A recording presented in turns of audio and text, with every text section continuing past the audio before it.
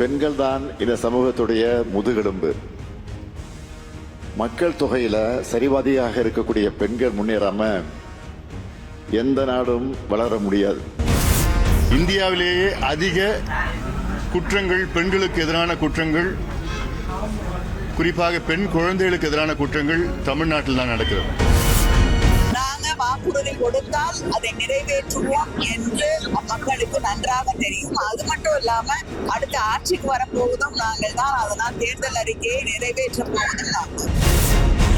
மோடி அவர்கள் வந்ததுல இருந்து அவர் ரொம்ப டென்ஷன் ஆயிட்டாரு, பதற்றம் ஆயிட்டாரு.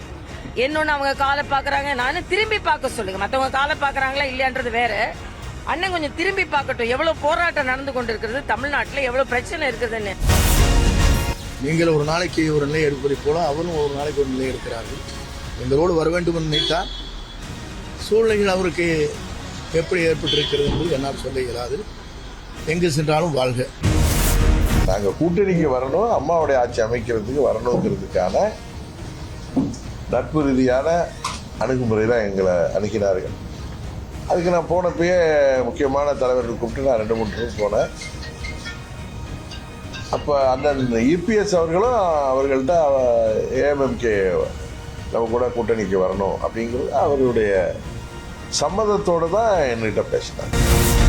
டிடிவி தினகரன் போன்றவர்களெல்லாம் எத்தனையோ கசப்பான அனுபவங்களை, கருத்து வேறுபாடுகளை தள்ளி வைத்துவிட்டு அண்ணா திராவிட முன்னேற்ற கழகத்தை நாம் ஆட்சி கட்டிலே அமர்த்துகிற காலம் கனிந்து வந்திருக்கிறது. அதில் ஒவ்வொரு தொண்டனுடைய பங்களிப்பும் அவசியம் என்பதை அவருடைய அந்த வருகை எல்லோருக்கும் உணர்த்தி இருக்கிறார்.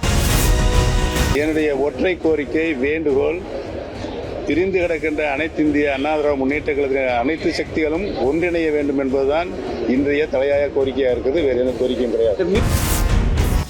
அதிமுகவை ஊழல் கட்சின்னு சொல்றாரு.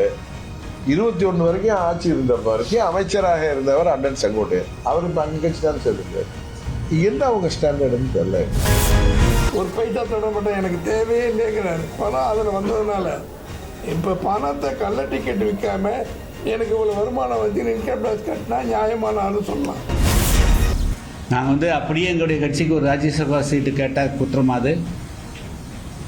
ஒரு குடும்பத்துக்கு 2-3 குடும்பத்துக்கே ராஜ்யசபா சீட்டு எழுதி வச்சிருக்குதா? ஏதாவது ஒரு கட்சிக்கு எழுதி வச்சிருக்குதா? இந்த மக்களுக்கான அரசியலை கொடுக்கணும், ஒற்றுமையை குலைச்சிடக்கூடாது, மாநிலத்தை பலப்படுத்தணுங்கிறதுக்காண்டி நாங்கள் கூட்டணி இருக்கிறோம். உங்களை மாதிரி மக்களை ஏமாற்றி சம்பாரித்த சொத்தையெல்லாம் காப்பாற்றணும்னு பாஜக கிட்ட மண்டிக்கிட்டு கிடக்கலண்ணே.